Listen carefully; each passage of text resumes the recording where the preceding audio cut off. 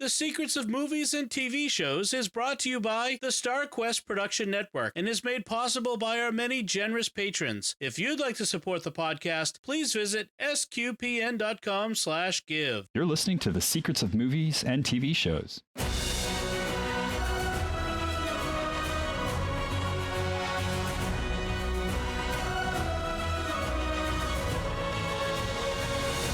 Hey everyone, I'm Thomas Sanjurjo, and you're listening to The Secrets of Loki, where we're going to discuss the hidden layers and deeper meanings of this MCU streaming series on Disney+. Joining me for the show today are Andrew Hermiz. Hi, Andrew. What's up? And David Handlos. Hi, David. Hello. So this is the first time I think we've recorded together, David. Yeah, it definitely is. All right. Very cool. I think this is our first time too. Yeah. Yeah. A good new mix to it. That's awesome. Before we get started, we'd love to have you be regular listeners to the show, so be sure to subscribe to the show in Apple Podcasts, Google Play, Stitcher, TuneIn, Spotify, iHeartRadio, or on the SQPN YouTube channel. Also, be sure to share the show and leave a rating and review. It's the best way for us to stay relevant. So today we're going to tackle the 6-episode run of the Loki show, and we're going to do it all as one block, not as the individuals, which we've been doing with all the other MCU shows from Disney+. We'll be going over the shows themselves, so we're definitely going to be spoiling some things. So if you haven't watched the show and you care about that, go watch the show first and then come back and listen to this.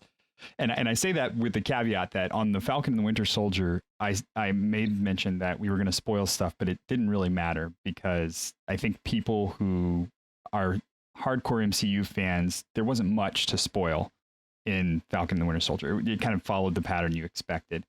But this one, it's more for the comic book fans, honestly. I think that this one was really more for the people that are really into the comic books. And if you are a person who cares about that kind of spoiler, which you probably are, if you're going to really enjoy the show, then be warned. We are going to spoil some big stuff, and you're gonna regret that if you haven't watched the show yet. Because if you're a comic book MCU fan or a comic book fan, you might think you know what's going to happen in this one. You would probably be surprised. Mm-hmm. I would definitely say so. But before we get too far into the weeds of like the spoilers and stuff, I just wanted to hear kind of from you guys what your thoughts on the show were generally, and whether or not you would consider yourself, like where you would put yourself on that spectrum of MCU fan, super fan, comic book nerd, or something else. So Andrew, let's start with you. As far as the show is concerned, it's right up there with WandaVision. I think it's, WandaVision, right after I watched that, I knew right away this was like the best MCU show that they've done. I think the only ones they really did before this were like Daredevil and Jessica Jones, Luke Cage.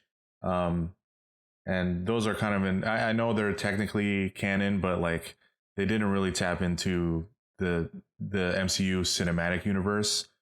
They would give like little nods to it, but as far as like, the show tying in and being very important to where the MCU is going, and as far as how they told the story and the evolution of Loki's character and all the stuff that we're going to get into, I thought that they took it in such a unique and very risky direction. The MCU has, for as great as the MCU is and how successful it is, it's quite risky to start getting into this multiverse stuff. And and Loki kind of, WandaVision kind of got into it a little bit, but Loki, like, it's like they're totally invested, and there's no looking back now. So it's quite a feat, and it's going to be interesting to see how, with Spider-Man coming up and Doctor Strange, and how all these movies and TV shows are going to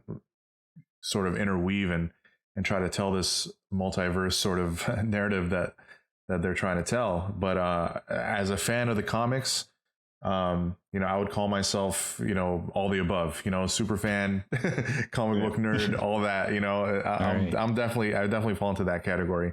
But I can definitely appreciate the comics, because that's, one medium, and obviously with the comics, there's like 1,000,001 different storylines. So I understand that the movies and TV shows can't be faithful to all of them, or to all the ones that I'm a fan of.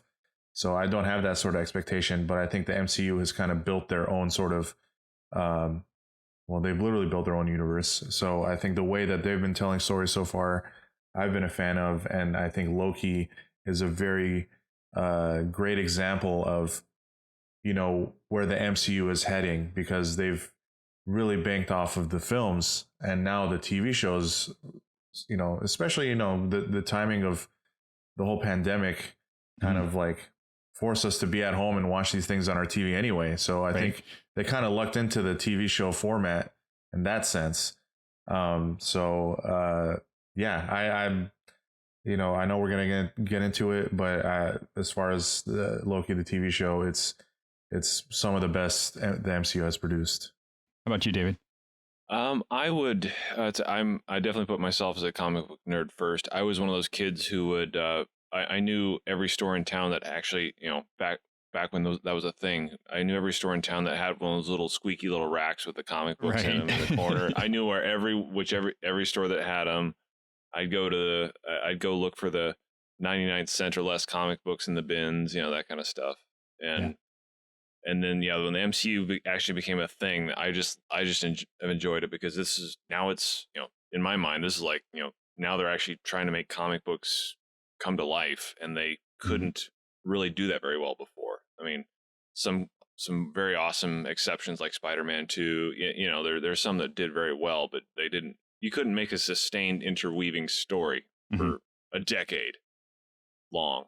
Yeah. And I would put Loki. I mean, I think it's just a preference thing. I'd put, just preference wise, because I like the witty banter, and I would put it above WandaVision, just because we'll get into that later. But I like the absurdity for absurdity's sake. Yeah. The Loki alligator, right? Oh yes. I think for me, I'm definitely comic book kid. I grew up in Mexico for those formative years where I could go out and buy my own stuff to read, and so finding comic books was really difficult. And the one that I latched onto the most, that I could consistently find and that I really enjoyed reading, was this offshoot Wolverine and Rogue series that they did. And I loved it, but it wasn't canon. Like it was very tangent to the canon of the X-Men comics. And I read the heck out of those. I read every single one that came out. I was out buying them every week. I think they came out a new one, and it was backed with another new series. So it was like Wolverine and Rogue on one side, and then it had the flip over and read another comic on the backside. And I love it because it was just weird. It was bizarre. It wasn't like X-Men straight. It was just this odd stuff. Like, what would it be like if Wolverine went up against a T-Rex? And and you're just like, I never would have thought of that. Why would that ever happen? Who cares? It's awesome. And when WandaVision first came out, I felt like we were getting one of those like just one-off series. X-Men was my jam in the day, and so there was this whole series about Jean Grey and Scott Summers, and they go off and make this alternate reality that they live in for a while, and that's what the Vision Wanda thing felt like when they're slim and red back in there. Yeah. Oh gosh, yes. So and then that's what WandaVision felt like, and then we get this one, which feels more like that kind of like crazy, chaotic, off the wall. What would happen if Loki, and it's great because I feel like they really are giving a lot of nods in this one to the comic book fans, and really going off the deep end of what a comic book show could be. It's obviously not something that would fit in the cinematic format, so you needed this serial format to be able to really let the show breathe. And so I really love that they did it. I'm definitely excited about seeing the rest of them too. And we talked a little bit about the fact that we're recording this and we've already seen the preview for Hawkeye, and there's the Eternals coming out in November as well. So looking forward to both of those and how they're going to spin them in that same kind of way and into their own story, independent of the MCU, but still having all the same effect for the whole rest of the thing. And full disclosure, I haven't seen Shang-Chi yet. Oh, well, I haven't seen that one either. So okay, no spoilers if you have, Andrew. You got to see it, yeah. I'm going to spoil it all for you guys. Don't worry. No spoilers on that one. So that's it. Just Loki today. That's all we're spoiling. All right. So I'm not really sure for me what I expected from a show that was going to be all about Loki. But I feel like what we got defied everybody's expectations. It didn't matter what you were going in thinking you were going to have. You were totally wrong. And in a good way, I think. I think it was a fantastic take on the character and on his story and on the whole MCU moving forward.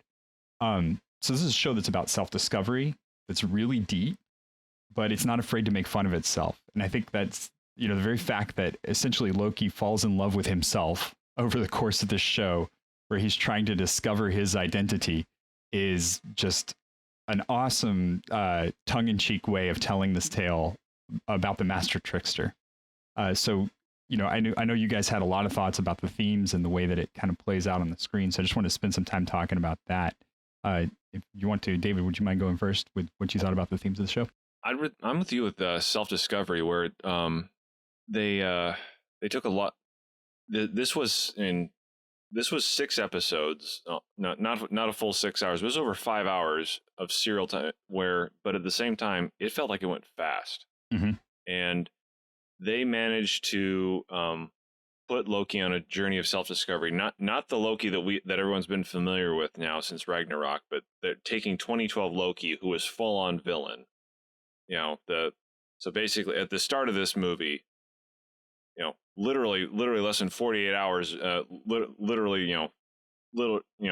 right when this movie happened, he was literally killing people, and they reference that he took out a guy's eye. He was not a good man. Right. He was not in a good place. But in this time, they managed to put him on a journey of self-discovery and actually make him a protagonist we could root for within less than half of the show. Less than half of the show to go. And it didn't stretch my imagination that much. They managed. I was impressed that they could do that. And I will drop one note for my wife here. You managed, that he finds a way to fall in love with himself in a way. But my wife is a therapist, and she towards the end of the show she did just look at me and say, well, they do say you can't love other people until you love yourself. I'm like, okay, there's something to that. So once he crosses that bridge, then he actually cares about saving other people. I'm like, okay, all right, so there's something to that. So makes sense, right? yeah, and she was like, right again. How about you, Andrew? Yeah, I gotta, I'll echo what both of you guys said about the self-discovery. Obviously, identity is a big theme of this show, and what I think was probably my biggest takeaway was, and what was most impressive about the show for me, is that how Loki became so self-aware about why he was evil, why he usually chose to do evil things in the past. Like, there were many moments throughout the show where, and he's usually speaking to, whether he's talking to Sylvie or Owen Wilson's character, he's just sort of gushing out, so it's like a Loki therapy session where he's like, you know what? Yep. Yeah, I did those things because I felt like, XYZ, like whether it was he felt like he wasn't good enough, whether it was issues with his dad, being adopted, like all these things. Like he was so self-aware, more so than Sylvie in the end. Obviously, Sylvie still had issues to work out. It was Loki in the end that was the one that sort of had the breakthrough and realized like, oh, maybe we should do what's right instead of always trying to do what's bad or evil or selfish or what we might think is going to be in our own, self-interest. So that for me was like, beyond all the, the questions of free will, which was very interesting, obviously, and all the multiverse stuff. There's a lot to unpack there. I mean, like, we joke around about him falling in love with himself, falling in love with Sylvie. So it brings up the questions of like, oh, if there are multiple universes, like if we want to bring like God into it and science, like if someone is gonna go to hell in one universe? Can they be saved in another? Like, are they the same person? Yeah. Are it's like, twins have like the same genetic makeup, but yet they are two different people. They're two different souls. So all those sorts of things come up, and I thought the show presented it in a way and in a tight package in those 6 episodes, but presented them very well. I think even though it might be new, like I would say, for like people who are just fans of the films, I don't think it would go over your head. I think if you watch the show, I think they did a good job of like not making it too confusing. But definitely, and I think there's a lot at the end. I'm sure we'll talk about the ending, but I'm sure there's a lot at the end that just presents a whole bunch of stuff that I know might have left people confused, especially if they don't know a lot of these characters. But I think that was intentional. I think it's like, okay, we're setting the groundwork here, and they obviously announced that they're going to do a season 2, so there's more to come. It's not like they just left you hanging. But yeah, for me, they present a lot of big themes, a lot of existential, moral, scientific sort of stuff, but they really did it in a way that was easy to consume and fun to talk about. Yeah, I agree. I think the show itself had a ton of twists and turns that were really interesting. You aren't at the place that you think you're going when you start off. I when they started talking multiverse of madness, and then they did that jump back in time in Endgame, I was like, oh, well, that's how they're going to do the multiverse of madness. They're going to have, a variant timeline with Loki and with the Tesseract. And then they just totally shot that down in the very first episode. Yes. Like, completely removed it. And all of a sudden it's a paperweight. Yeah, exactly. And you're like, what? Wait a minute. Hold on. So yeah, I thought that was a fantastic, especially for our super fans who like we see the writing on the wall. We see where it's going. We know what's happening. Nope, that's not what's happening anymore. We're gonna take this in a completely different direction. And so I thought that was great. And I love, like, I was mentioning the comic offshoots earlier, because a lot of times with the comic offshoots, you didn't know if they were going to stick. So you would read some of these comic offshoots, and then you would come back to the main lines, and it didn't really have any effect on anything that was happening. But then every once in a while you would have something like, and this is, jumping universes here, forgive me. But you'd have something like the Killing Joke, which was a line of the Batman and the Joker. And it was so profound and did so much to develop both of those characters that it affected everything else, not even just Joker and Batman, but the Justice League and all of the other DC stuff that touched Batman in any way. Or vice versa. Or the other way around. Yeah. It was really just, it made such a huge difference. And it was just a one-off. It was a one shot, like, this is a Batman story about Batman and Joker. And I love that kind of stuff when the way that they're thinking about these is about using them that way, where it's a one-off story, but it's affecting everything else and everybody else in the MCU, which is cool because you get all this extra information, but it's also kind of, a danger because, now not only do we have to watch all the movies, but we have to watch the episodes in the series to keep up with them.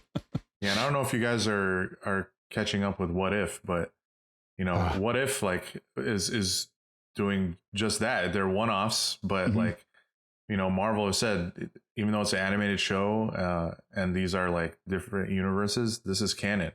And even the What If show can affect the MCU storyline. So and that's how the watch Captain Carter. I know. I was going to say the same thing. I've only watched the first one. Oh wow, it was good. It gets better. It gets much better. That one was good, but it gets there's some really good ones. I think we watched the Star-Lord one too. The Star-Lord variant, which was also a really good one. So awesome. I'm looking forward to going through the rest of those for sure. Yeah, as you watch the rest, obviously I won't spoil it, and we'll get back to Loki. But as you watch the rest of them, you're starting to see that there is like a bigger story surrounding all of them. That's kind of going to tie it all together. So yeah, it's going to be interesting to see. I think like the What If comics, like when the actual comics came out. Like they were just one-offs, and Right. I think the more popular And a ones, fair amount of those, yeah. yeah, I think the more popular ones ended up, like you were mentioning, like with the Killing Joke, ended up affecting more of the bigger sort of storylines. Well, and we've seen the Watchers too in the MCU. We've already seen them because there was this one flyby where they were doing the jumps in, I think it was Guardians, and you see Stan Lee sitting there talking to the Watchers. Yes, So that was fantastic. That was a great one for him to be on. Oh yeah, no, it was really a great spot to put him too, like just there, kind of in the middle of nowhere with these guys that are watching everything happening. So I just wanted to make sure we kind of cover all of our bases with it. I wanted to go through and give really brief synopsis of each episode, and then just talk about it in itself, like what you remember about that episode and what you really liked. So we start off with the glorious purpose. We've mentioned it a couple times. It's the 2012 Loki. Escapes with the Tesseract and is immediately arrested by the Time Variance Authority for creating an alternate timeline, a variant timeline. And after he tries to run away, so he tries to do his escape thing and survive, he realizes that they have like Infinity Stones, like you were saying, as paperweights. Like the Infinity Stones don't mean anything. These guys are so insanely powerful that the Infinity Stones are worthless. And then he's recaptured and he's sat down and shown his entire intended life.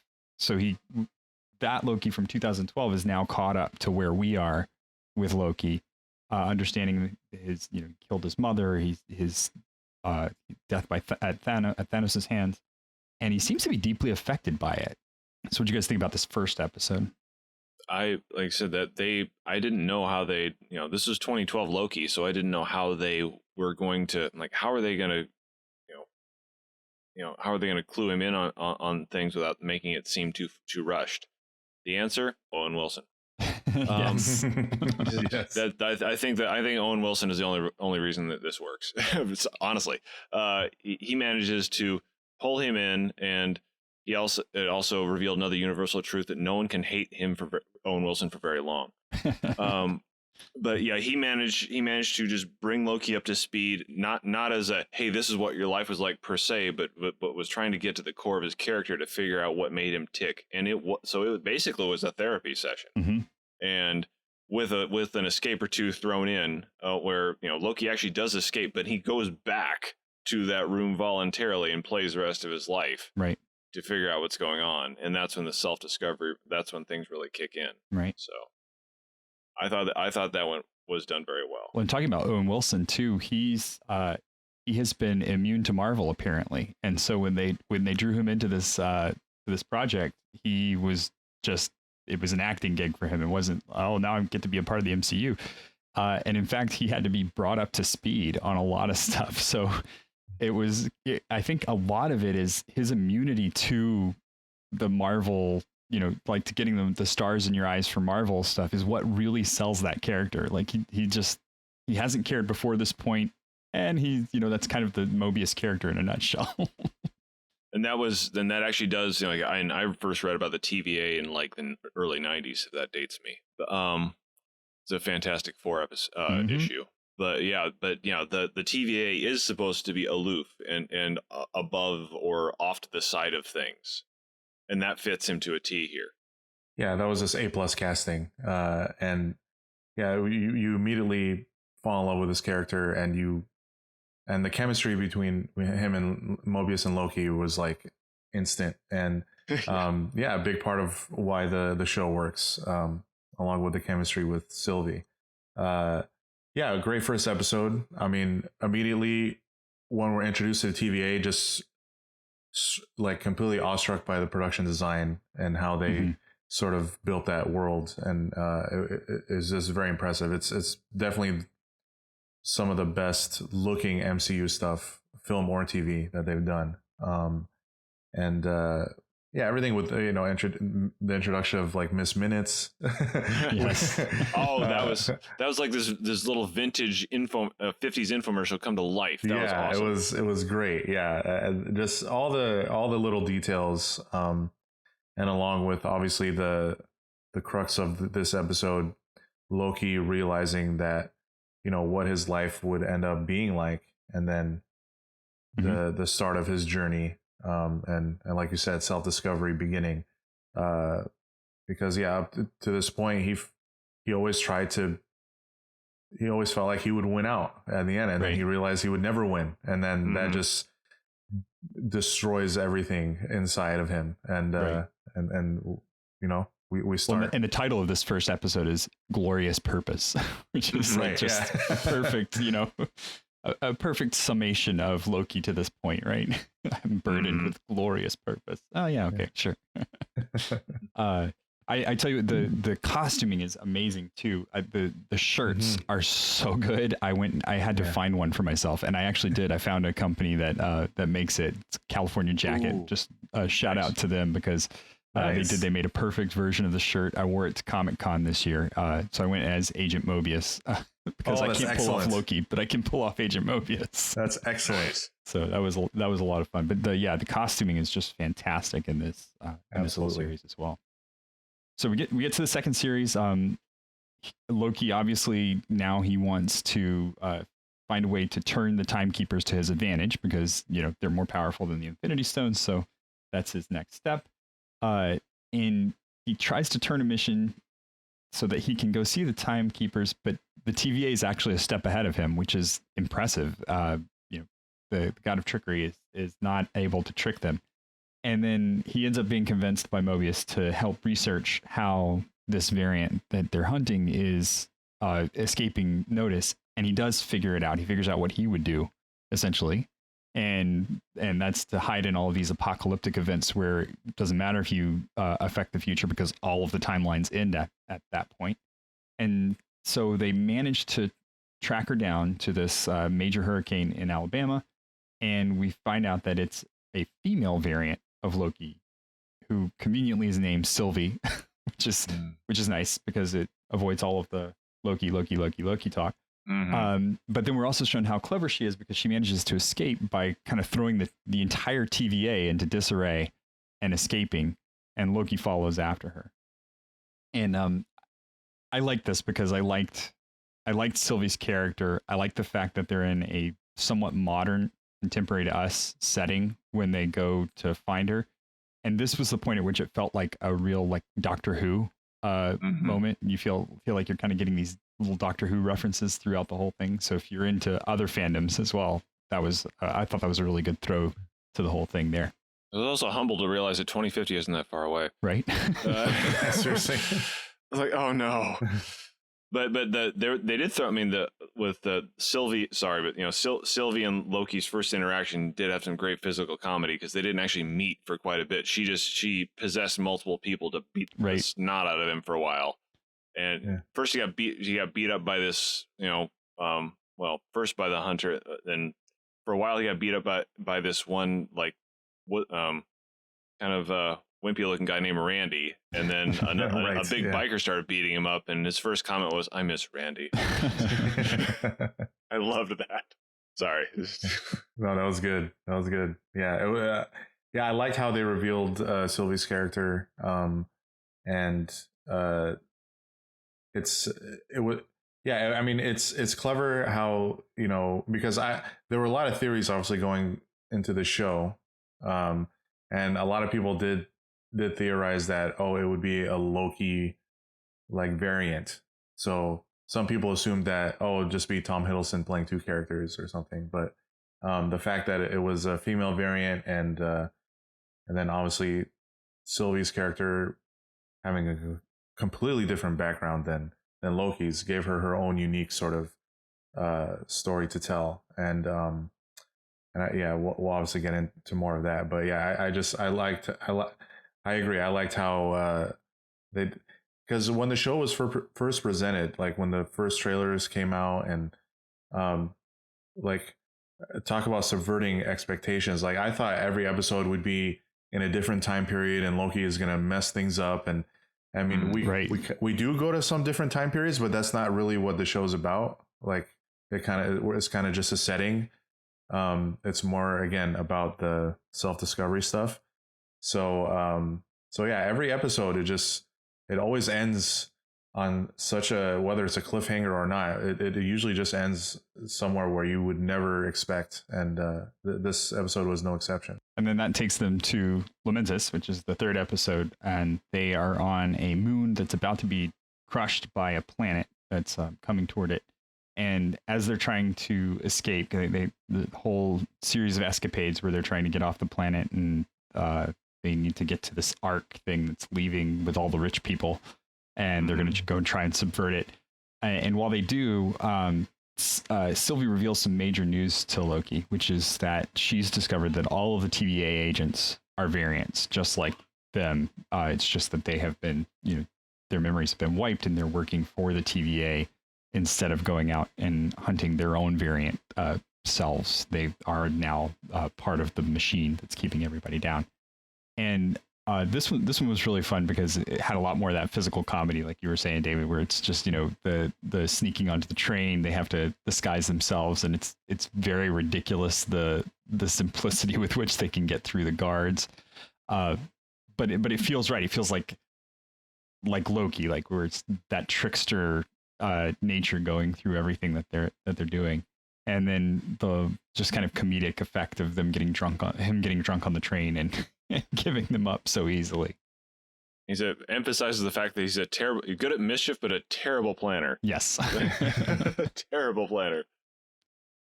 Yeah, mischief is not necessarily malice. And I think that's one of the things that comes across in this. And that's something that was missing from Loki in 2012. When we first saw him, he was really this dark figurehead character where it wasn't as much of a joke what he was doing, or just like, mischievous, but it was really very dark, he was the bad guy, and they wanted to set him up as the bad guy because, they needed the bigger bad guy to come in later and look worse than him.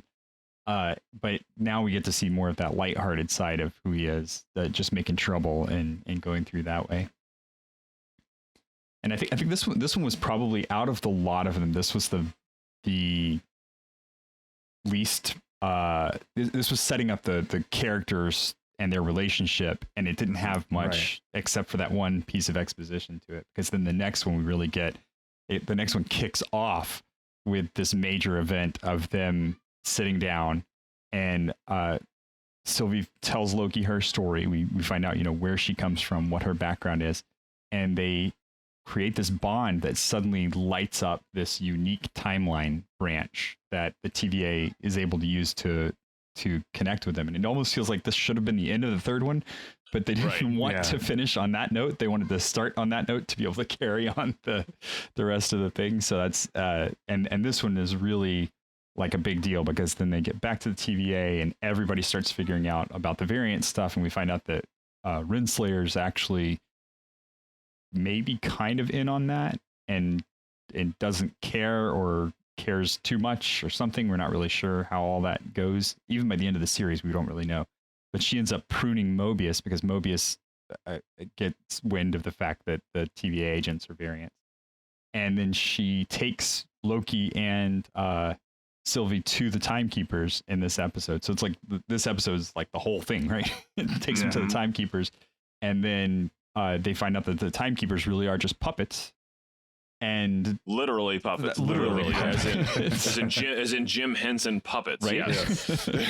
they're the mice from Chuck E. Cheese, right? Where there's just like the band playing up there. So this like. It is like it's like the Sesame Street did get bought by Disney. Oh man. Yeah, there you go. and then we find, and then like the end of this episode is Loki being pruned by Renslayer, and we're not even halfway. We're just now halfway through the show, right? And they kill the main character. It's kind of like, what are they going to even do? And then this one's the great one. We get the mid-credits scene of Loki waking up and the other Lokis around him. So the classic Loki, the alligator Loki, Kid Loki, and the steampunk Loki. Yes. Yeah. No, like you said, episode 3 felt like, it was a great episode. And obviously, after finishing the show, you're looking back, like 3 was a very important episode. But like watching it, I was like, man, not a lot happened. Like, the so episode 4 kind of made up for it with everything they packed in. Right. Because like, oh yeah, man, there's only 6 episodes, and episode 3 didn't really move the story that much. But yeah, like I said, 4 made up for it, and yeah, the getting to the timekeepers, you know, it's like, and then one thing after another, like, okay, they're puppets. Mobius just got pruned. Okay, oh, now Loki is about to kiss Sylvie, or something's about to happen, but he gets pruned. He's you know, he's about to like convey his love for her. He gets pruned. What's happening? And then luckily we had that mid-credit scene to like, oh, yes. Okay. Okay, there's more to this story. What the? Yeah. Right, yeah. And then, yeah, obviously seeing the other Lokis, you know, Richard E. Grant and company. That was a nice little tease for the next episode. So yeah, I mean, this was a great way to start the second half of this crazy story, this wormhole that we're about to go down. Right. Yeah. Well, and I think that was the whole series up to this point. It's been get to the timekeepers, get to the timekeepers, get to the timekeepers. Right. And you knew, like, somewhere in the back of your head, you knew that the timekeepers were not going to be the end of the thing, right? Yeah, not episode 4. Yeah, right. At least, yeah. And so you knew that something was, and so when they get to him, you're like, oh, wait a minute, hold on, and then they throw the wrench. It's like, no, there's more to this. There's something else happening. And so then we get to the fifth episode with Journey into Mystery, where they are in the void, and so Renslayer tells Sylvie about what the void is, which is like the space at the end of time where the pruned variants end up. And they figure out the TVA's true creator is hiding somewhere there in the void.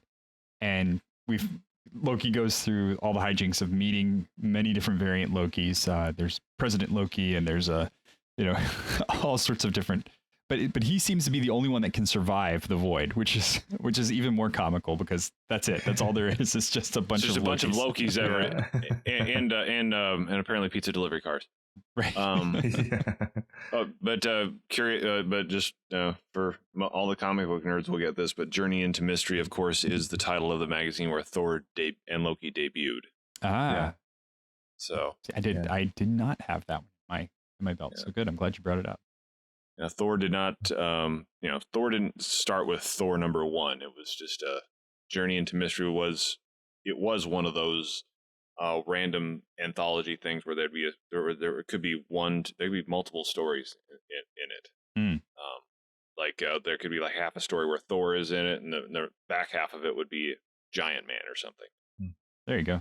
That's cool.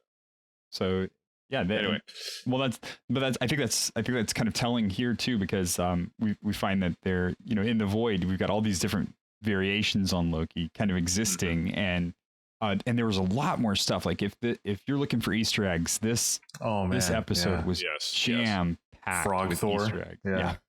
Yeah. And then the Thanos copter. The Thanos copter. Oh, right? Yes. Oh yes. So there was just you could watch this one probably 3 or 4 times and get something new out of it each time. And it's a great episode in and of itself too, because Mobius brings Sylvie in to save the day, driving this car crazily over the terrain so that they can fight Alioth.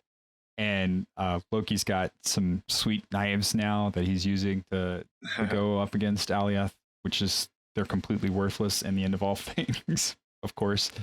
And they managed to subdue Alioth by using the enchantment spell that he's been trying to teach Sylvie, but it's only because of the help of classic Loki, like the grandfather classic Loki, that creates an illusion so big of Asgard that it distracts Alioth just long enough for them to get it. And then once they do defeat Alioth, we see the real end, which is the Citadel beyond time, is revealed.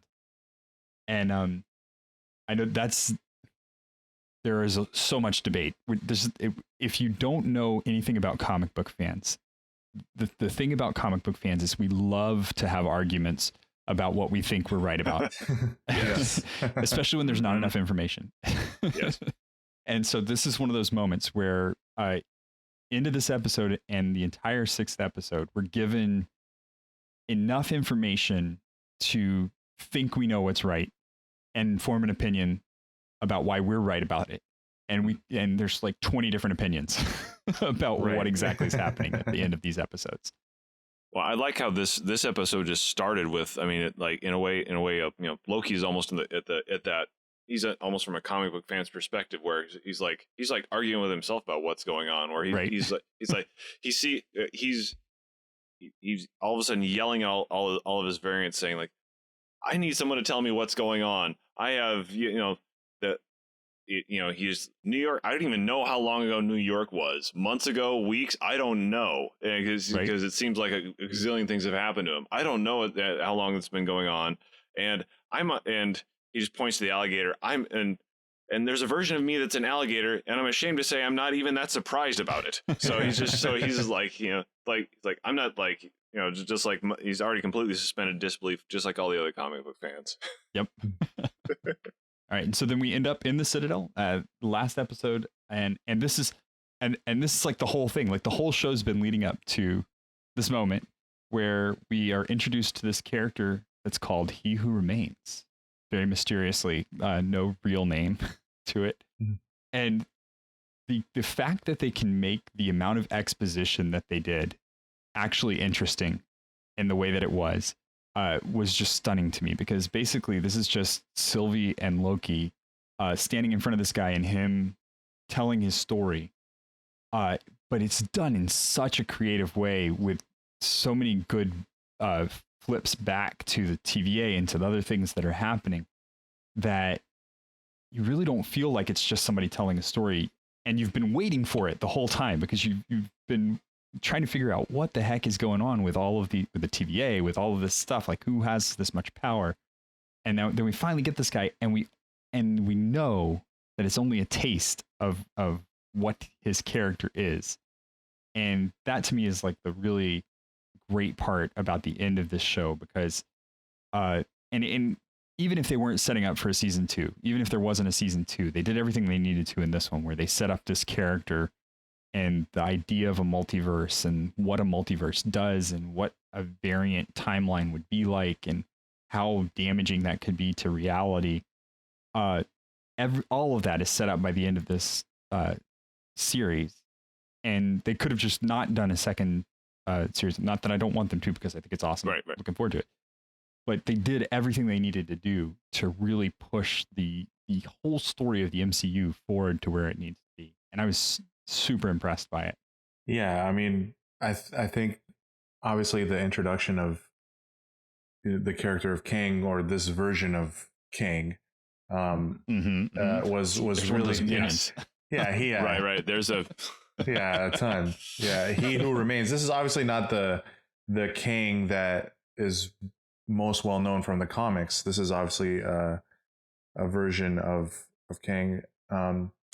There's I'm forgetting the name. There's a version of Kang in the comics that kind of fits more of the He Who Remains character. And Mortis might be the one. Yeah, Mortis. That's what I was thinking of. Where He Who Remains actually is nerding again, but is actually a completely separate character entirely. But this, there was a version of Kang who ends up in this timeless void pulling strings, and in the comics, and he's called a Mortis.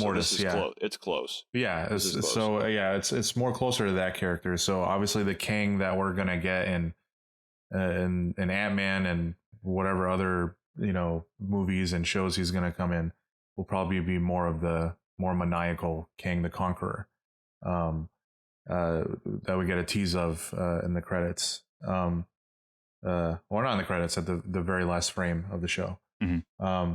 But anyway, I thought Jonathan Majors did a great job. I mean, very good. Yeah, I mean, trying to play a character that's like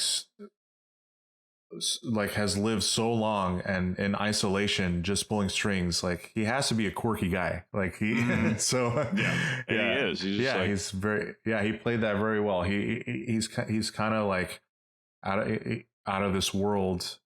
And it has such a weird sort of personality and way of sort of, conveying or telling the story behind what he's doing and why they're there. And I thought he he did an amazing job, and it's going to be interesting to see how he plays Kang the Conqueror, and if he plays other Kangs too, because as we find out, there are all these other Kangs that are competing against each other in this multiverse. So he might have a lot of roles ahead of him to play. So I think they casted that one well. It looks like they did. And again, like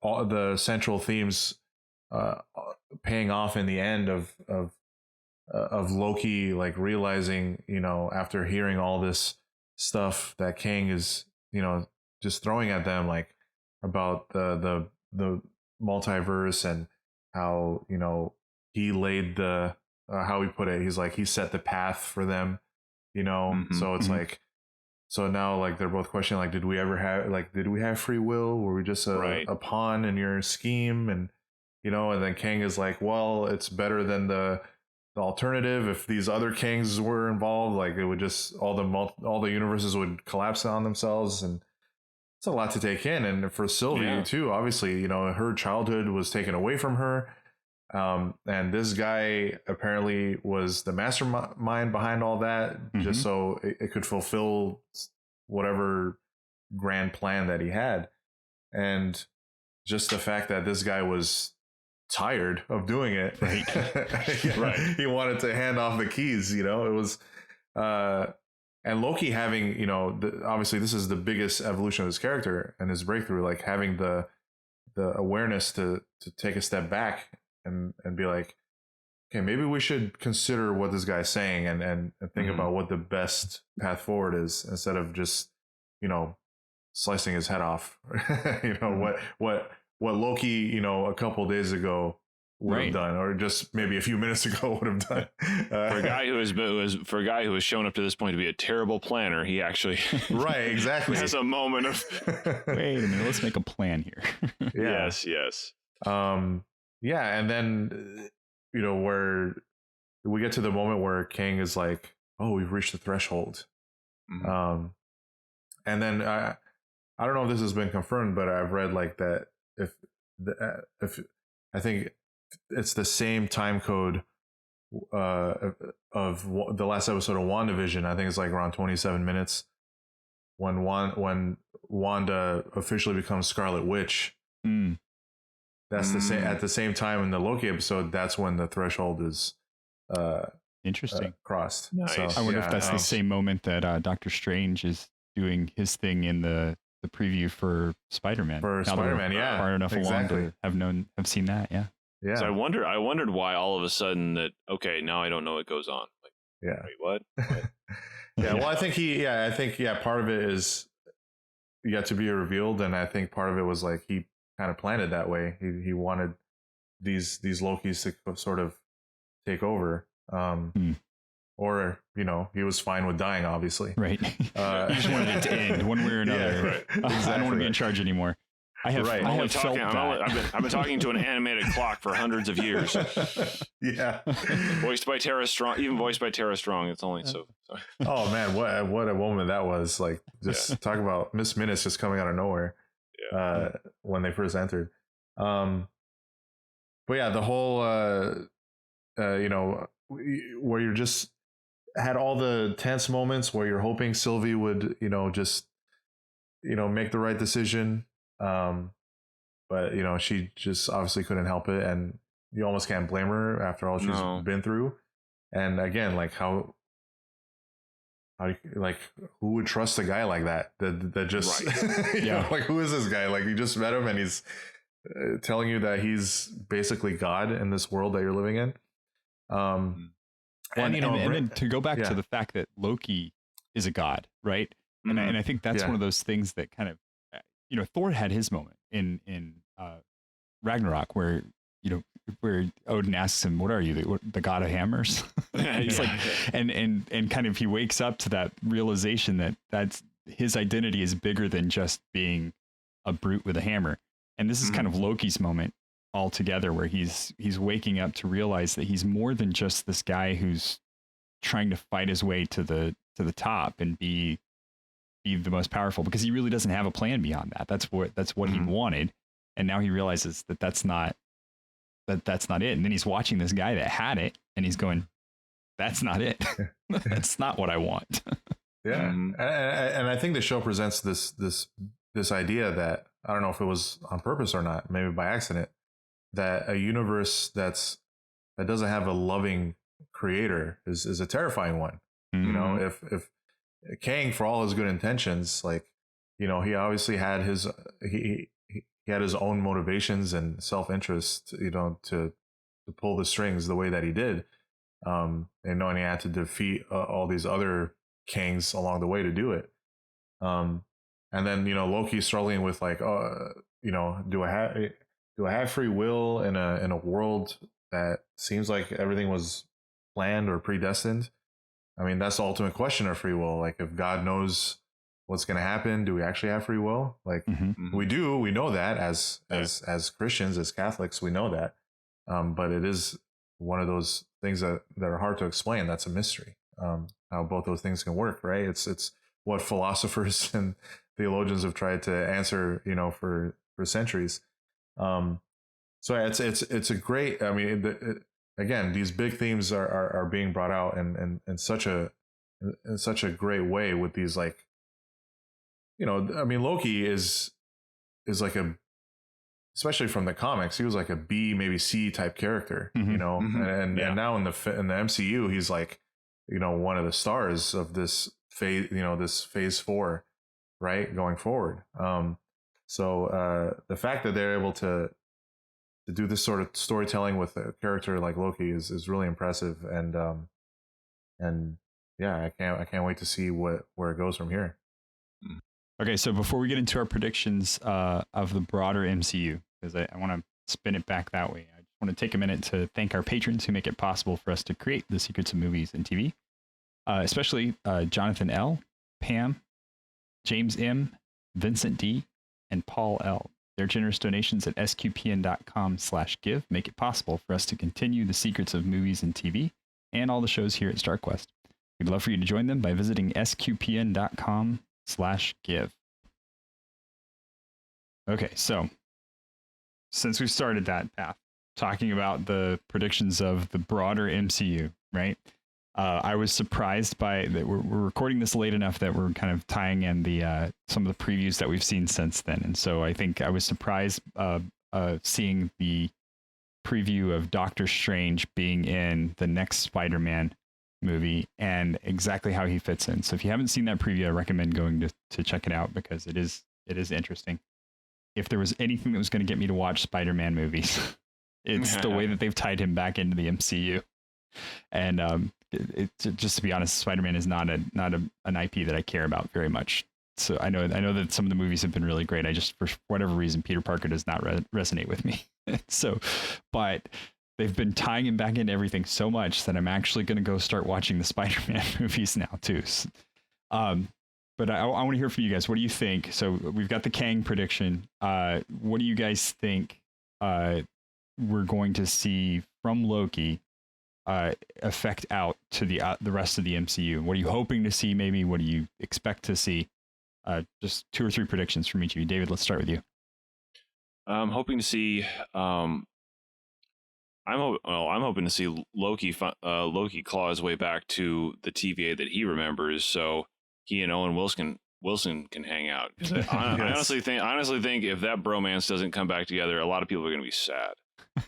Yes. A lot of people will be very sad about that. And I somehow Ravonna Renslayer has to connect back up in here. I know they don't always follow canon, comics canon per se. I mean by that, but Ravonna Renslayer was in the comics was a love interest of Kang. So back in the comics. So I want to see how she plays back into this now that she seems to be armed with some kind of information, so she's gonna filter back in here somehow. Yeah, definitely.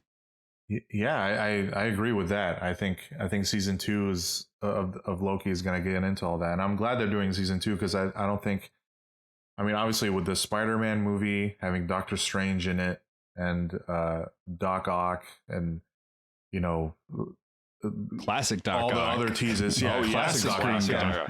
And then classic Green Goblin, like all the stuff that's teased there, and all the potential, you know, characters that are going to show up in that movie. I think it's Hollywood's worst kept secret who's going to be in that film. But then you have Doctor Strange and the Multiverse of Madness with Doctor Strange again and Wanda, and who the heck knows who's going to show up in there. I think Loki needed a season 2 because I don't know if Loki's going to fit into those films as a character.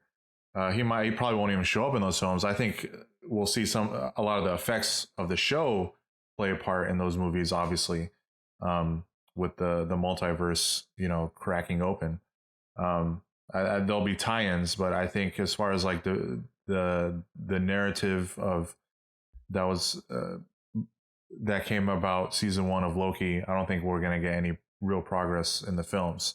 So I think in season 2, I agree with David. I think we'll have to at some point revisit the Mobius that we all know and the main universe, the main Loki universe, and obviously we'll have to see what Sylvie is going to do now. You know, like she's but yeah, I think my prediction, I think even though Loki has already gone through some redemption, I think there's still a lot more for him to.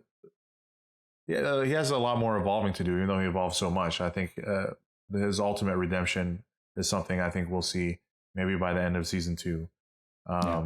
Whatever that means, whether he sacrifices himself for the greater good, or, you know, plays a big part in, you know, whatever multiverse of madness, you know, so to speak. Yeah, I just have a feeling of him running back into Thor again. After dying, I know, right? It's just that's gonna be a good scene. Seriously, it's like how many times does Thor have to watch him die? I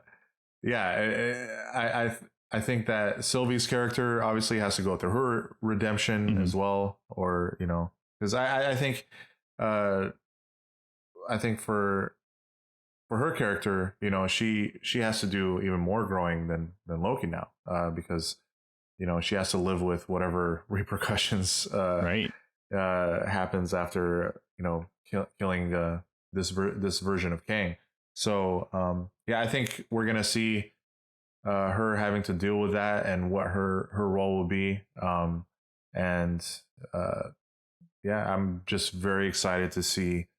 And obviously we're gonna see versions of other characters that we love come back, and the possibilities are endless. Like, I don't know if they're gonna get, you know, the old gang back, but because, you know, it costs a lot of money and I think, you know, you probably read the tea leaves. Like, I don't know if Robert Downey Jr. is going to come back anytime soon, or Chris Evans, or any of that. Obviously not Scarlett Johansson. No. But I think, you know, we'll see maybe other actors, and like with Sylvie's character, maybe and like Captain Carter, like other genders playing, you know, classic characters. So we're obviously going to see some of that. Whether they'll just be cameos or major characters, I think there'll be a mix of both. But I just can't wait. Spoiler for any fans of Sif out there: watch episode 4. Yeah. Right. Yeah. Yes. That was a great episode too. It's just very, very much him realizing, look, I know this is wrong. I know this is wrong. I get it. I understand. I think for my part, I'm really happy. I was worried where they were going to go after Thanos, because I was kind of, you were getting into the top tier villains at that point, and so where do you move from there? There's not many more to dig from, and the choice to go in this direction is really good. I think it's a great villain that's really challenging, especially for the more powerful characters that have been introduced. And it might even alter the powers that they have, which we're seeing, you know, is coming up, like with some of the different movies being the Marvels instead of just another Captain Marvel movie, and things like that. It's going to be really interesting to see how this changes even some of the characters that we've met so far, so that they fit the story moving forward. And then also, I am incredibly excited for the Doctor Strange movie. And I was already, Doctor Strange is one of my favorites, so that was already, top of my list anyway. But I am really looking forward to that movie now. I'm so excited to see what they end up doing with him and Wanda, how all of this stuff plays into it. And the one thing I'm really interested to see is how they do it in a way that doesn't require you to have seen any of this stuff. And that's it's going to be interesting to have that play out, but they've done a really good job of it so far. And I think that one of the shows that you didn't mention when you were talking about the shows that they've done before, Agents of S.H.I.E.L.D., it did actually tie in some things that were important for the movies and filled out a lot of the information without you needing to watch it to understand the movies. And so that was a really good, they got a good grasp of it with that. I'm interested to see how this plays out and whether or not you had to see Loki to understand some parts of the Multiverse of Madness. Oddly enough, Sif showed up in that show too. She did. Anyway, yeah, she did. Yeah. I think what I've noticed at least is that Loki has had their own sort of multiverse event with the killing of He Who Remains, this version of Kang, and obviously I think the Spider-Man movie is probably going to have its own sort of event that causes a multiverse event. So I think that's probably the angle that they're going to play, is like, okay, if you haven't watched Loki, then you're most likely going to watch Spider-Man because that's one of their bigger IPs. And Spider-Man will explain how the multiverse opens up. So that's what I'm guessing. And yeah, as far as villains, I think I love that Kang looks to be a big villain going forward. He's a great villain, I think, to follow Thanos. And then obviously there's still the Fox villains out there that Disney hasn't tapped into yet, that are just as big or even bigger than Thanos, arguably. I mean, you have, Magneto and Doom and company. So there's a lot, more that they can tap into, as far as the A-list with, now owning the Fox properties. So you have to assume that they're going to at least tease something with those characters, whether it's in Spider-Man. If it's not Spider-Man, I'm willing to bet a lot of money that Multiverse of Madness will probably at least tease a character, a Fox property, because it's been a while now since they've bought Fox, and I think it's time for them to, we'll be heading towards the end of Phase 4, I think, with Doctor Strange, or mid Phase 4. I forget how it all shakes out. That'll be end. I think Multiverse of Madness is end of Phase 4, and then we move into Phase 5 after that point. So Phase 5, I predict is probably we're gonna have whether it's X-Men or Fantastic Four, is one of those type of properties. So they'll have to be teased during Phase 4. Fingers crossed. Yep, I'm excited about it. The announcements they've made lately have been all good news, in my opinion. I think everything's looking up. I know that I'm excited about Hawkeye. That's when they did that preview, the Christmas music playing in the background, so that it's a Christmas movie. I'm in. Perfect. Alrighty. Any other closing thoughts about Loki? Watch it if you can. Just suspend disbelief as soon as you hit play. Yes. Definitely agree with that. Absolutely. All right. Well, that's it from us. Let us know what you thought about Loki. Be sure to email us comments on our Facebook or Twitter page and let us know. You can email us any feedback by finding StarQuest on Facebook at facebook.com/StarQuestMedia, and on Twitter at SQPN. To find previous episodes of Secrets of Movies and TV Shows, please visit sqpn.com/Secrets of Movies and TV Shows. Later this year, we're going to be looking into the Eternals. We'll probably do one of these episodes on the What If series as well, and definitely Hawkeye. So, be talking about the Die Hard version of MCU's Die Hard there. And we'll be sure to cover those on Secrets of Movies and TV. Until we get to that point, Andrew Hermiz, thank you for joining me and sharing the secrets of Loki. Thank you. It's been a pleasure. And David Handlos, thank you as well. Well, thanks for inviting me on.